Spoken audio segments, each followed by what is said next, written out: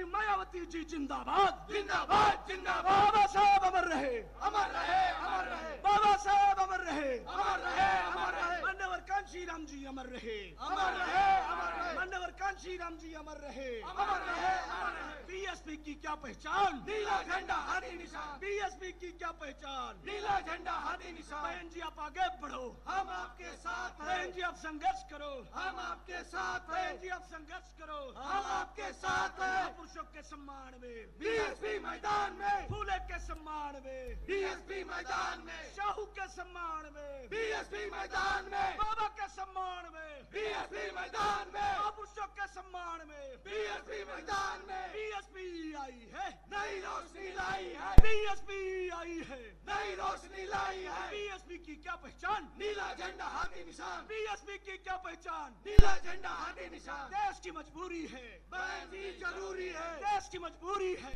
बहन जी जरूरी है, देश को बचाना है, बहन जी को लाना है, देश को बचाना है। बहन जी को लाना है। बहुजन समाज पार्टी जिंदाबाद, जिंदाबाद जिंदाबाद, बहुजन समाज पार्टी जिंदाबाद, जिंदाबाद जिंदाबाद, आदरणीय बहन कुमारी मायावती जी जिंदाबाद। जिंदाबाद जिंदाबाद। संविधान के सम्मान में, बीएसपी मैदान में, संविधान के सम्मान में, बीएसपी मैदान में, महापुरुषों के सम्मान में, बीएसपी मैदान में, फूले के सम्मान में, बीएसपी मैदान में, शाहू के सम्मान में, बीएसपी मैदान में, बाबा के सम्मान में, बीएसपी मैदान में। कुमारी मायावती जी जिंदाबाद, जिंदाबाद जिंदाबाद, बहन कुमारी मायावती जी जिंदाबाद, जिंदाबाद बहन जिंदाबाद, कुमारी मायावती जी जिंदाबाद, जिंदाबाद बहन जिंदाबाद, कुमारी मायावती जी जिंदाबाद, जिंदाबाद जिंदाबाद, बहन कुमारी मायावती जी जिंदाबाद, जिंदाबाद बहन जिंदाबाद, कुमारी मायावती जी जिंदाबाद, जिंदाबाद जिंदाबाद, बहुजन समाज पार्टी जिंदाबाद, जिंदाबाद जिंदाबाद, आदरणीय बहन कुमारी मायावती जी जिंदाबाद, जिंदाबाद जिंदाबाद, आदरणीय बहन कुमारी मायावती जी जिंदाबाद। जिंदाबाद जिंदाबाद। बाबा साहेब अमर रहे, अमर रहे अमर रहे, बाबा साहेब अमर रहे, अमर रहे अमर रहे, मान्यवर कांशी राम साहब अमर रहे। अमर रहे अमर रहे। बहन जी आप संघर्ष करो, हम आपके साथ हैं, बहन जी आप संघर्ष करो, हम आपके साथ हैं, बहन जी आप संघर्ष करो। हम आपके साथ हैं। देश की मजबूरी है, बहन जी जरूरी है, देश की मजबूरी है, बहन जी जरूरी है, देश की मजबूरी है। बहन जी जरूरी है, देश को बचाना है, बहन जी को लाना है, देश को बचाना है। बहन जी को लाना है। बहन कुमारी मायावती जी जिंदाबाद, जिंदाबाद जिंदाबाद, बहन कुमारी मायावती जी जिंदाबाद। जिंदाबाद जिंदाबाद, बाबा साहब अमर रहे। अमर रहे अमर रहे। धन्यवाद, जय भीम।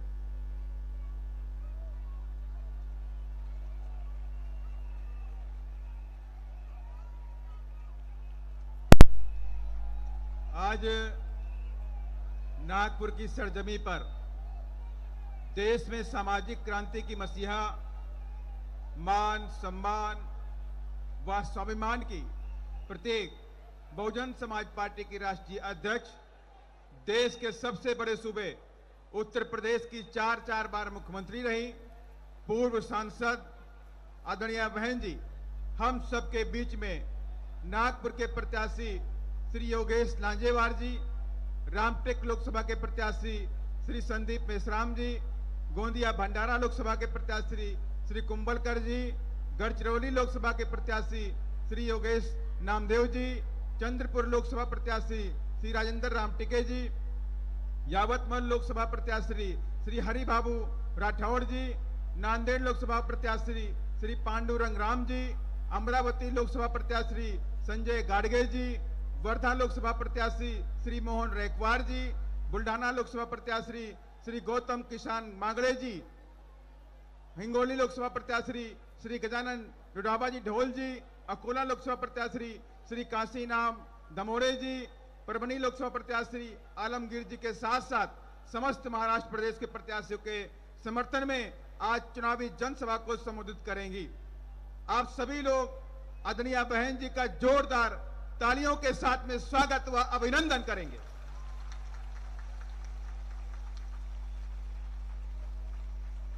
अब पार्टी के वरिष्ठ पदाधिकारीगण आदरणीय बहन जी को तथागत गौतम बुद्ध की प्रतिमा भेंट कर स्वागत व अभिनंदन करेंगे।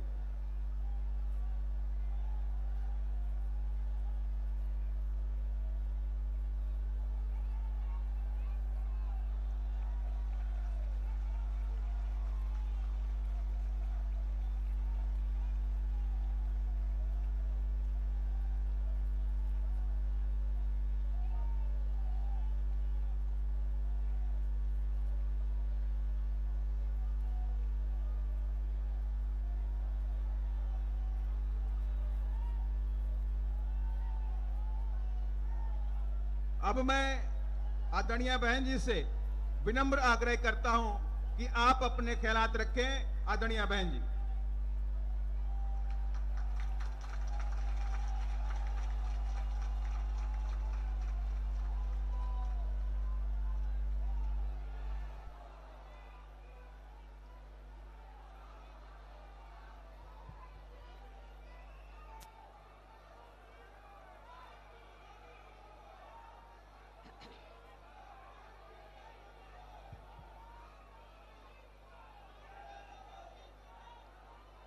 बीएसपी की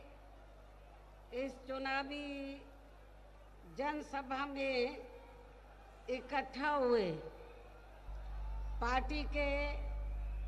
सभी छोटे बड़े पदाधिकारी एवं कार्यकर्तागण,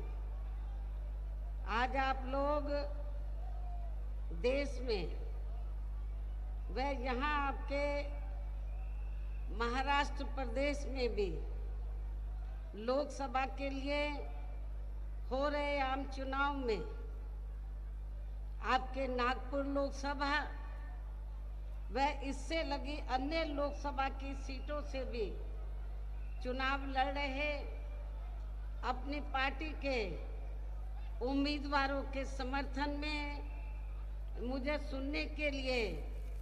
यहाँ इकट्ठा हुए हैं, तो उसके लिए मैं आप सभी लोगों का हार्दिक दिल से आभार प्रकट करती हूँ। हालांकि मुझे ये बताया गया कि कल आपके नागपुर और आसपास के इलाकों में मौसम बहुत ज़्यादा खराब था, आंधी तूफान आया हुआ था, बरसात आई हुई थी, आप लोग घबरा रहे थे कल लोग कैसे इधर आ पाएंगे, लेकिन कुदरत ने आपकी मदद की और आज मौसम काफ़ी हद तक अच्छा रहा और आप लोग आज बड़ी तादाद में मुझे सुनने के लिए आए हैं। वैसे आप लोगों को ये मालूम है कि हमारी पार्टी ये चुनाव कांग्रेस, बीजेपी व अन्य किसी भी विरोधी पार्टी के साथ मिलकर नहीं, बल्कि अकेले ही खासकर यहाँ अपने गरीबों, मजदूरों, दलितों, आदिवासियों, पिछड़े वर्गों, मुस्लिम व अन्य अक़लियतों के बलबूते पर ही ये चुनाव लड़ रही है। और इनमें से पार्टी से जुड़े ये लोग अपनी पार्टी के उम्मीदवारों को जिताने में पूरे जी जान से लगे हुए हैं। हालांकि आज आपके यहाँ इकट्ठा हुई अपार भीड़, खराब मौसम होने के बावजूद भी यहाँ इकट्ठा हुई अपार भीड़, वह भीड़ के जबरदस्त जोश को भी देखकर अब मुझे ये काफी हद तक भरोसा हो गया है कि इस बार आप लोग इस चुनाव में यहाँ अपने प्रदेश से अपनी पार्टी का बेहतर रिजल्ट जरूर लाएंगे। इसके लिए अब मैं आप लोगों का ध्यान कुछ जरूरी बातों की तरफ दिलाना चाहती हूँ और इस संबंध में मैं विशेषकर कांग्रेस, बीजेपी व इनके अन्य सभी सहयोगी पार्टियों के बारे में ये कहना चाहूँगी कि आज़ादी के बाद शुरू में केंद्र व देश के अधिकांश राज्यों में भी ज़्यादातर सत्ता यहाँ कांग्रेस पार्टी के ही हाथों में केंद्रित रही है, किंतु इनकी अधिकांश मामलों में रही गलत नीतियों एवं गलत कार्य प्रणाली आदि की वजह से ही फिर इस पार्टी को केंद्र व काफी राज्यों की भी सत्ता से बाहर होना पड़ा है और यही स्थिति इनकी सहयोगी पार्टियों की भी बनी रही है, जिसके कारण ही पिछले कुछ वर्षों से बीजेपी व इनके सहयोगी दल केंद्र व अधिकांश राज्यों की भी सत्ता में काबिज हो गए। कांग्रेस पार्टी की गलत नीतियों व कार्यशैली की वजह से ही आप लोगों को ये मालूम है कि हमें बहुजन समाज पार्टी बनाने की भी जरूरत पड़ी है। यदि कांग्रेस पार्टी कमजोर तबके के लोगों का पूरी ईमानदारी निष्ठा से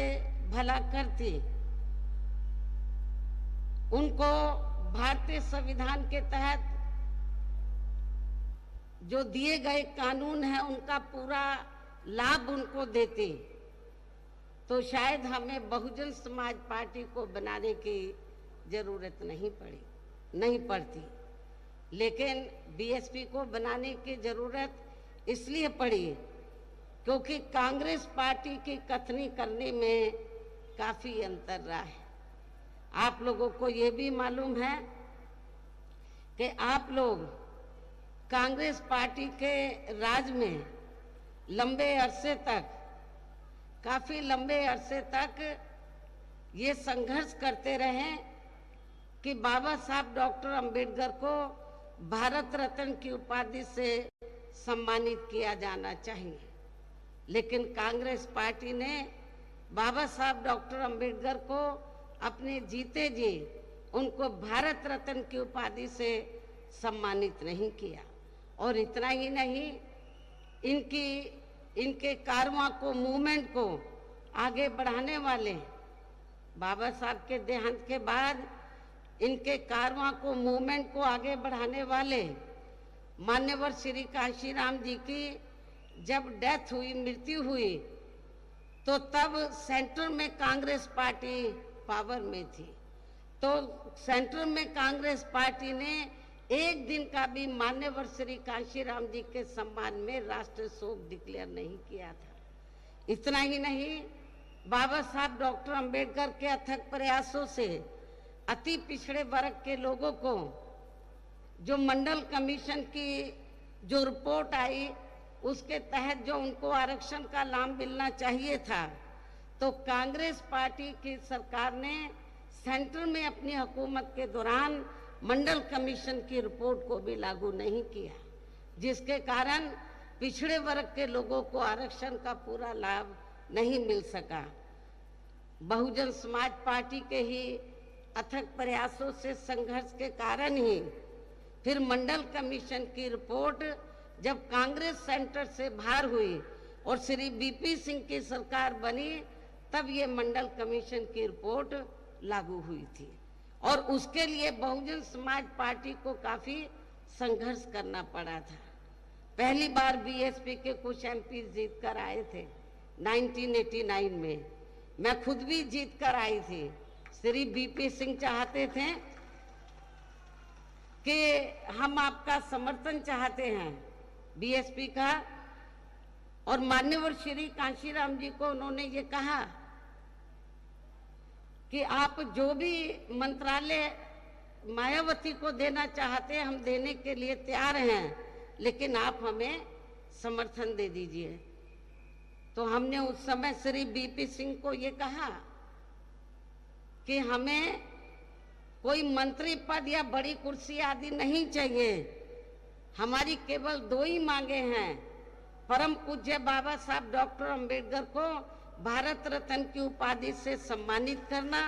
और मंडल कमीशन की रिपोर्ट लागू करना। हमने बड़ी कुर्सी ठुकरा दी, लेकिन हमने दलितों के सम्मान में और पिछड़ों के अधिकारों को ध्यान में रखकर हमने कहा कि हम समर्थन देंगे, हमारी ये दोनों मांगे मान लो। श्री बीपी सिंह की सरकार ने उस समय हमारी ये दोनों मांगे मान ली और हमने उनको समर्थन दे दिया। कहने का तात्पर्य ये है कि बीएसपी के अथक प्रयासों से ही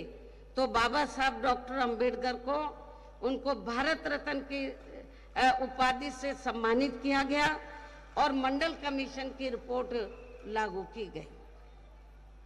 और कांग्रेस पार्टी की इस किस्म की जो मानसिकता थी, जो गलत नीतियां थी, गलत कार्यशैली थी, जातिवादी जो मानसिकता थी, तो उसके कारण फिर ये पार्टी धीरे धीरे केंद्र व ज्यादातर राज्यों की सत्ता से बाहर हो गई और हमें भी फिर बीएसपी बनाने की जरूरत पड़ी। और जिसके कारण ही फिर पिछले कुछ वर्षों से बीजेपी व इनके सहयोगी दल केंद्र व अधिकांश राज्यों की भी सत्ता में काबिज हो गए और अब इनकी भी ज्यादातर जातिवादी,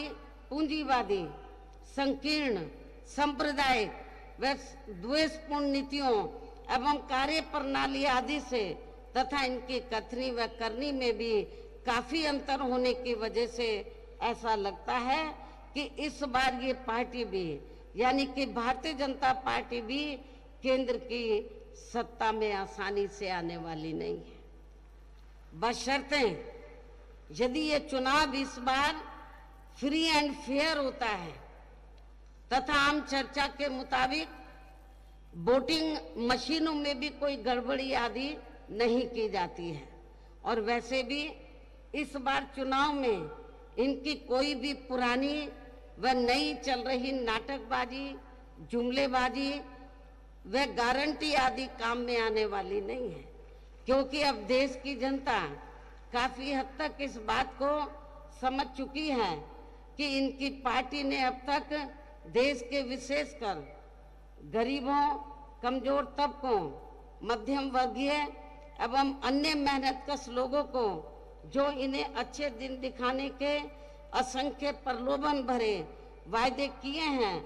तथा इनको हवाई व कागजी गारंटी भी काफी दी है, तो उनका जमीनी हकीकत में अभी तक भी इन्होंने लगभग 1/4 हिस्सा भी कार्य पूरा नहीं किया है, बल्कि इसके स्थान पर इनका ज्यादातर समय व ताकत भी यहाँ इनके अपने चहेते रहे बड़े बड़े पूंजीपतियों एवं धन्ना सेठों को ही ज्यादा से ज्यादा मालामाल व धनवान आदि बनाने में ही तथा इन्हें हर स्तर पर छूट देने व बचाने में ही लगी रही है, जिनके अधिकांश आर्थिक सहयोग से ही ये पार्टी व अन्य पार्टियां भी अपना संगठन चलाती हैं तथा चुनाव आदि भी लड़ाती हैं, जिसका काफी हद तक खुलासा माननीय सुप्रीम कोर्ट की सख्ती से बॉन्ड की आई रिपोर्ट से भी हो जाता है तथा जिसमें यानी कि बॉन्ड के जरिए धनवानों से पैसा लेने का अपनी पार्टी के बारे में कहीं पर भी कोई जिक्र नहीं है। हमारी पार्टी ने एक भी पैसा बॉन्ड के जरिए किसी भी पूंजीपति और धन्ना सेठ से नहीं लिया है। इसके साथ ही कांग्रेस पार्टी की तरह ही बीजेपी ने भी केंद्र की तमाम सरकारी जांच एजेंसियों का ज्यादातर राजनीतिकरण ही कर दिया है, जिसकी देश में यह आम चर्चा भी है। इसके अलावा देश के किसान वर्ग भी वर्तमान बीजेपी की सरकार में शुरू से ही अपनी विभिन्न समस्याओं को लेकर काफी ज्यादा दुखी व परेशान रहे हैं और अभी भी है, जबकि यूपी में 4 बार हमारी पार्टी की रही सरकार ने इनके हितों का भी हर स्तर पर विशेष ध्यान रखा है। इतना ही नहीं बल्कि केंद्र में पूर्व की रही कांग्रेसी सरकार की तरह ही वर्तमान भाजपा सरकार में भी इनकी जातिवादी, हीन, सांप्रदायिक एवं पूंजीवादी सोच व नीतियों के चलते ही पूरे देश में सर्व समाज में से खासकर गरीबों, दलितों, आदिवासियों, पिछड़े वर्गों, मुस्लिम व अन्य धार्मिक अल्पसंख्यक समाज के लोगों का भी पूर्ण रूप से विकास व उत्थान आदि नहीं हो सका है। और इस संदर्भ में वैसे आप लोगों को ये मालूम है कि पूरे देश में यहाँ दलितों, आदिवासियों एवं अन्य पिछड़े वर्गों का सरकारी नौकरियों में वर्षों से अधूरा पड़ा आरक्षण का कोटा भी अभी तक पूरा नहीं भरा गया है। विशेषकर एससी व एसटी वर्गों के सरकारी कर्मचारियों का पदोन्नति में आरक्षण तो अब काफी हद तक प्रभावहीन ही बना दिया गया है। साथ ही केंद्र व राज्यों में भी विरोधी पार्टियों की रही सरकारों में इन सभी वर्गों को प्राइवेट सेक्टर में आरक्षण दिए जाने की व्यवस्था किए बिना ही इनकी सरकारों के ज्यादातर सरकारी कार्य अब प्राइवेट सेक्टर के जरिए ही इनके बड़े बड़े पूंजीपतियों व धन्ना सेठों आदि को ये दिए जाने के कारण अब इन वर्गों को पूरे देश में आरक्षण का बहुत कम ही लाभ मिल पा रहा है। इसी प्रकार इनका अन्य और मामलों में भी शोषण व उत्पीड़न आदि होना अभी तक भी बंद नहीं हुआ है। इनके साथ साथ मुस्लिम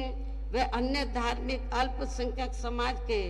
लोगों की भी हालत अब हर स्तर पर यहाँ काफी ज्यादा खराब व दयनीय ही बनी हुई है,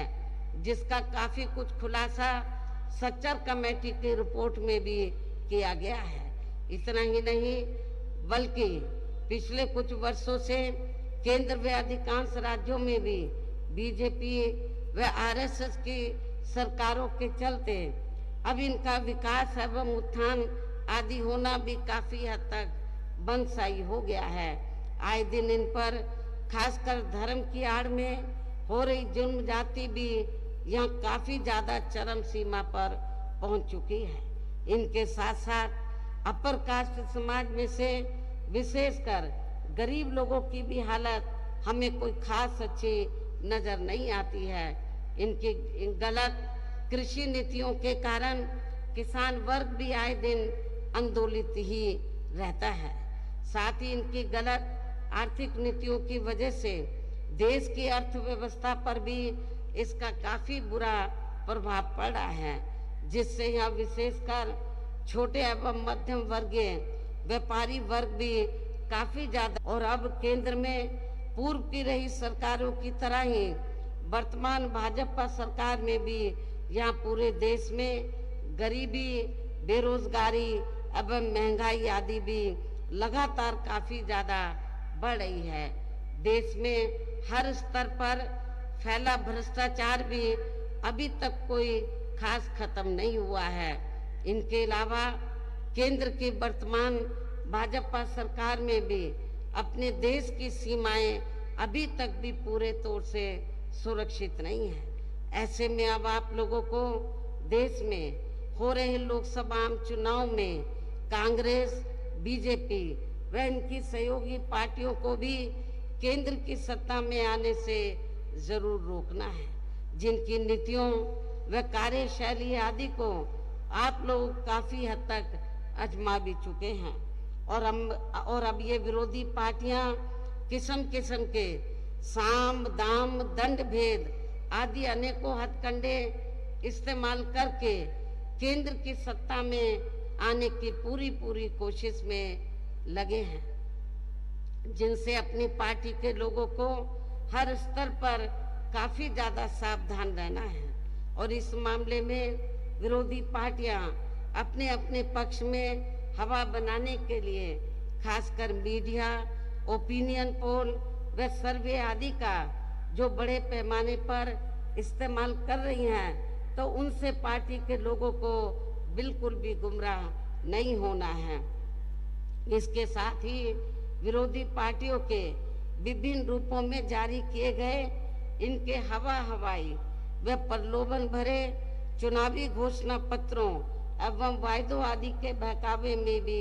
अपनी पार्टी के लोगों को कतई नहीं आना है, जिन्हें ये पार्टियां चुनाव खत्म होने के बाद ज्यादातर अमल में नहीं लाती हैं और अब जिन पर से देश की जनता का अधिकांश विश्वास ही उठ गया है। यही खास वजह है कि हमारी पार्टी किसी भी चुनाव में अपनी पार्टी का कोई भी चुनावी घोषणा पत्र आदि जारी नहीं करती है। वैसे भी हमारी पार्टी किसी भी मामले में कहने में बहुत कम बल्कि कार्य करके दिखाने में ही ज्यादा विश्वास रखती है। और इस बात का सबसे बड़ा सबूत यह है कि उत्तर प्रदेश में 4 बार हमारी पार्टी के नेतृत्व में रही सरकार ने चुनाव में पार्टी के बिना जारी किए गए घोषणा पत्र के ही प्रदेश व आम जनहित में काफी कुछ ऐतिहासिक कार्य करके दिखाए हैं, जिनके अब देश के अधिकांश जिनकी अब देश में अधिकांश पार्टियों की सरकारें काफी नकल भी कर रही हैं। जबकि इस मामले में हमारी पार्टी का ये कहना है कि यदि इन पार्टियों के स्थान पर केंद्र में हमें अपनी पार्टी की सरकार बनाने का मौका मिलता है, तो तब फिर हमारी पार्टी की बनी सरकार केंद्र में यहाँ अब तक रही सभी विरोधी पार्टियों की सरकारों की तरह केवल यहाँ हवाई व कागजी कार्य आदि नहीं करेगी, बल्कि उत्तर प्रदेश की तरह ही जमीनी हकीकत में ठोस कार्य करके दिखाएगी। और इस संदर्भ में खासकर मैं ये कहना चाहूंगी, केंद्र द्वारा देश में पिछले कुछ समय से अति गरीब परिवारों को अस्थायी तौर पर फ्री में जो थोड़ी सी खाद्य सामग्री दी जा रही है, तो उससे इनका स्थायी तौर पर भला होने वाला नहीं है। वैसे भी इनकी ये जटिल समस्या देश में हर हाथ को काम देने से ही केवल दूर हो सकती है, जिसकी तरफ हमारी पार्टी की बनी सरकार विशेष ध्यान देगी। साथ ही देश में अब आए दिन बढ़ रही गरीबी, बेरोजगारी व महंगाई काफी ज्यादा त्रस्त है, परेशान है, जिसे भी आर्थिक नीतियों में तब्दीली करके जरूर दूर किया जाएगा। धर्म की भी आड़ में पिछले कुछ वर्षों से खासकर मुस्लिम समाज के लोगों का द्वेष की भावना से जो इनका काफी शोषण व उत्पीड़न आदि किया जा रहा है, तो ये भी देश के लिए अति चिंता की बात है। इसे भी जरूर रोका जाएगा। और ये सब हमने अपनी यूपी की रही सरकार में कतई भी नहीं होने दिया है। इसके अलावा हमने यूपी में सर्व समाज में से खासकर गरीब एवं बेरोजगार लोगों को अपने पैरों पर खड़ा करने के लिए अनेकों ठोस कदम उठाए हैं, जिनको फिर सरकार बनने पर प्राथमिकता दी जाएगी। कहने का तात्पर्य ये है कि देश में इस समय हो रहे लोकसभा चुनाव में विरोधी पार्टियों के जारी किए गए उनके हवाई व प्रलोभन भरे चुनावी घोषणा पत्रों आदि के बहकावे में अब यहाँ खासकर देश के अति गरीबों, मजदूरों, बेरोजगारों एवं अन्य जरूरतमंद लोगों को बिल्कुल भी नहीं आना है। और अब इन्हें ऐसी सभी विरोधी पार्टियों को हर हालत में केंद्र की सत्ता में आने से जरूर रोकना है, जिनकी कथनी व करनी में भी काफी अंतर रहा है, शुरू से ही काफी अंतर रहा है, तथा जिन्हें ये लोग बरसों से आजमा भी चुके हैं। ऐसी स्थिति में अब मेरा यही कहना है कि आप लोगों को अपने खुद के व अपने प्रदेश एवं देश के भी हित में अपने वोटों को यहाँ कांग्रेस, बीजेपी व अन्य सभी विरोधी पार्टियों को न देकर केवल अपनी एकमात्र हितैषी पार्टी बहुजन समाज पार्टी को ही देना है, जो ये पार्टी उत्तर प्रदेश की तरह ही केंद्र में भी अपनी पार्टी की सरकार बनने पर फिर पूरे देश में अपनी पार्टी की सर्वजन हिताय व सर्वजन सुखाय की नीतियों पर आधारित इस सरकार चलाएगी। इसके साथ साथ केंद्र से जुड़ी आपके क्षेत्र की जो भी यहाँ स्थानीय समस्याएं होंगी तो उन्हें भी फिर दूर किया जाएगा। साथ ही यहाँ गरीबों, मजदूरों, बेरोजगारों, कर्मचारियों, किसानों, छोटे व्यापारियों एवं अन्य मेहनतकश लोगों के हितों का भी विशेष ध्यान रखा जाएगा। समाज में खासकर दलितों, आदिवासियों, पिछड़े वर्गों, मुस्लिम व अन्य धार्मिक अल्पसंख्यक समाज के लोगों के विकास व उत्थान के साथ साथ हर स्तर पर इनकी सुरक्षा आदि के लिए भी प्रभावी कदम उठाए जाएंगे। तभी फिर यहाँ वास्तव में अपने देश के महान संतों, गुरुओं व महापुरुषों में भी विशेषकर महात्मा ज्योतिबा फूले, श्री छत्रपति शाहू जी महाराज, श्री नारायण गुरु बाबा साहब डॉक्टर भीमराव अंबेडकर एवं मान्यवर श्री कांशीराम जी आदि का अधूरा रहा सपना जरूर साकार हो सकता है, जिनको यूपी में हमारी पार्टी की रही सरकार द्वारा हर स्तर पर पूरा आदर सम्मान भी दिया गया है। इन्हीं खास बातों के साथ ही अब मेरी आप लोगों से यही पुरजोर अपील है कि हमारी पार्टी ने आपके नागपुर व इससे लगी अन्य लोकसभा की सीटों से भी अर्थात पूरे महाराष्ट्र से जिनको भी चुनाव के मैदान में उतारा है, जो यहाँ आपके सामने मंच पर मौजूद भी हैं, तो उन्हें आपको जरूर कामयाब बनाना है। जिनको कामयाब बनाने के लिए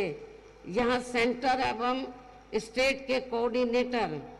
तथा स्टेट अध्यक्ष एवं आपके महाराष्ट्र स्टेट के अध्यक्ष व स्टेट की पूरी कमेटी और यहाँ के जोन एवं अन्य सभी स्तर की कमेटी के पदाधिकारी जिनको जिताने में पूरे जी जान से लगे हैं, और इसके लिए अब पार्टी के लोगों को वोट वाले दिन यहाँ बीएसपी के अपने सभी लोकसभा प्रत्याशियों को अपनी पार्टी के हाथी चुनाव चिन्ह के सामने वाले बटन को दबाकर अवश्य ही जिताना है। और इसके लिए अब आप लोगों को वोट पड़ने वाले दिन यहाँ बीएसपी के अपने सभी लोकसभा उम्मीदवारों को पार्टी के हाथी चुनाव चिन्ह के सामने वाले बटन को दबा के इनको जरूर जिताना है, कामयाब बनाना है। इसकी मैं पुनः आपसे अपील करती हूँ। और इस संबंध में यहाँ मैं ये भी कहना चाहूँगी कि आप लोगों को वोट पड़ने वाले दिन सबसे पहले सुबह उठते ही व समय से अपने अपने पोलिंग बूथों पर अपना वोट डालने के लिए जरूर जाना है। इसके बाद ही तब फिर आपको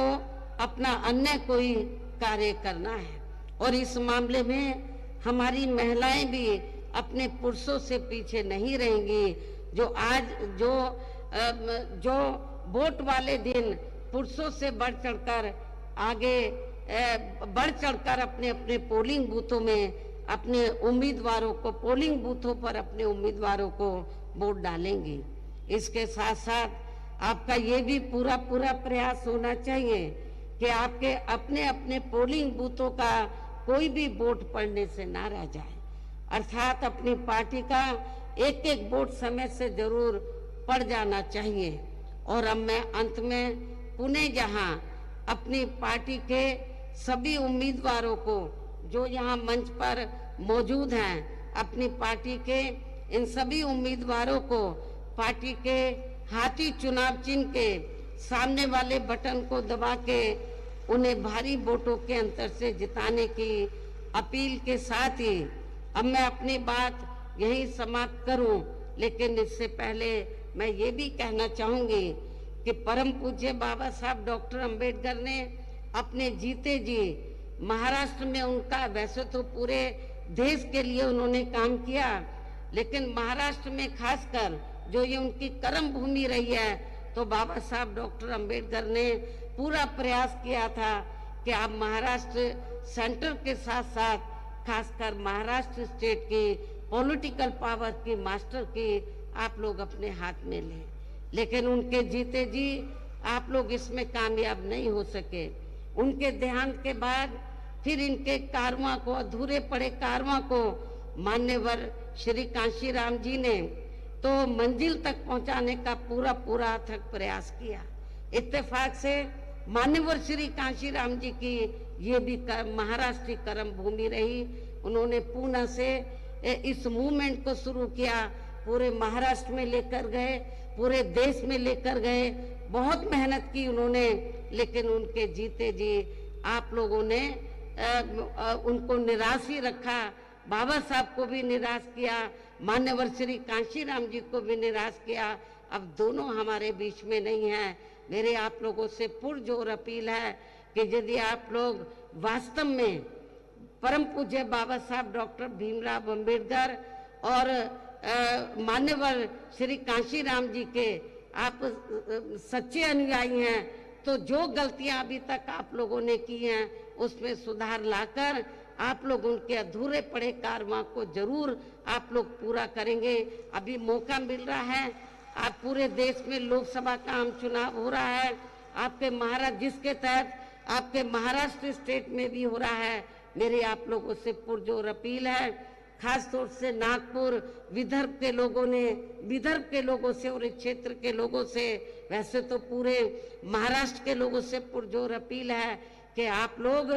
जो कुछ कार्य आप लोग उनके जीते जी नहीं कर सके, कम से कम आप लोग अब उनके देहांत के बाद तो ये कार्य जो उनकी दिली तमन्ना थी इसको जरूर पूरा करें और इस चुनाव में आप लोग जरूर अच्छा रिजल्ट लाएं। तो यही हमारे इन दोनों महापुरुषों के प्रति आपकी सच्ची श्रद्धा भी होगी। तो इन्हीं जरूरी बातों के साथ ही अब मैं पुनः अपनी पार्टी के सभी उम्मीदवारों को पार्टी के हाथी चुनाव चिन्ह के सामने वाले बटन को दबाकर इनको भारी वोटों के अंतर से जिताने की पुरजोर अपील करते हुए अपनी बात यहीं समाप्त करती हूँ। जय भीम, जय भारत।